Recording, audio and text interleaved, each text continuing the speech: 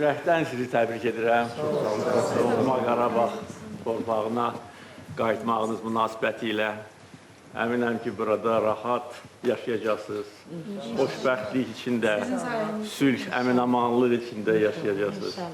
Siz buna layiqsiniz. Çox sağ olun canım. Uzun illər əzab, əziyyət içində yaşamışsınız. Köçkün həyatı, ağır həyat.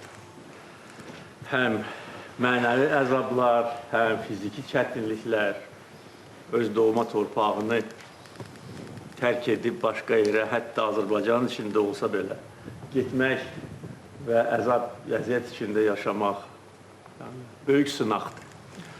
Siz bu sınaqdan şərəflə çıxmışsınız. Əminəm ki, bütün Azərbaycan xalqı siz də hər zaman inanırdınız ki, bugün gələcək. Və bu torpaqları biz azad edəcəyik, ədaləti bərpa edəcəyik, düşmənin torpaqlarınızdan qovacaq. Allah sizi qorusun. Və 5 il bundan əvvəl Vətən müharibəsi zamanı bildiyiniz kimi o vaxt işğal edilmiş torpaqların böyük hissəsi azad olunsa da Xocavənd hələ də işğal altında qalmışdı. Xocavəndlər də hesab edirdi ki, nə vaxtsa vəziyyət dəyişəcək. Əminəm ki, cəmiyyətdə inan var idi ki, bir qarış torpaqda düşmənin tapdağı altında qalmayacaq və buna da biz nail olduq. Artıq 2 ildən çoxdur ki, bütün əraziyə Azərbaycan dövlətinin suveren ərazisinə biz nəzarət edirik.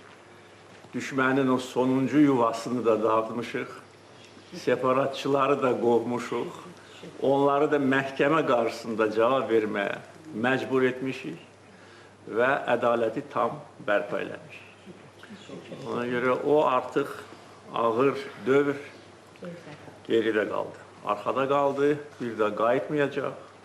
Bugün dövlətimiz güclüdür, ordumuz güclüdür və xalqımız artıq bu illər ərzində bütün dünyaya öz böyüklüyünü göstərmişdir. Azərbaycan qədər belə tam və mütləq qələbə qazanan son 80 il ərzində ikinci ölkə olmamışdır. İndi isə quruculuq vaxtıdır və burada artıq dövlət sizin üçün şərait yaradıb. Evlərin bəziləri bərpa edilib, yenidən qurulur. Bu proses davam etdiriləcək. 10 minlərlə Azərbaycan vətəndaşı artıq azad edilmiş torpaqlarda yaşayır və onlardan hardasa 30 minə yaxın keçmiş köçkünlərdir. Bildiyiniz kimi, əsas bu son 4-5 il ərzində infrastruktur layihələrinə biz vəsait ayırırdıq. Çünki əsas yaşamaq üçün ilkin şərtlər olmalıdır. Elektrik, qaz, su, yollar, körpülər, tunellər. İndi isə daha çox yaşayış evlərinin tikintisi, bərpası məsələlərinə vəsait ayrılacaq. Ona görə böyük qayıdış prosesi daha sürətlə gedəcək. Burada iş yerləri də yaradılır.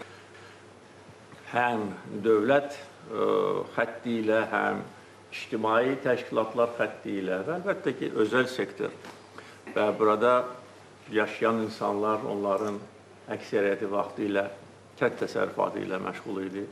Siz yaxşı bilirsiniz ki, bu bölgənin çox gözəl təbiəti var, münbit torpağı var, suyu var, bulaqları var, hər şey var.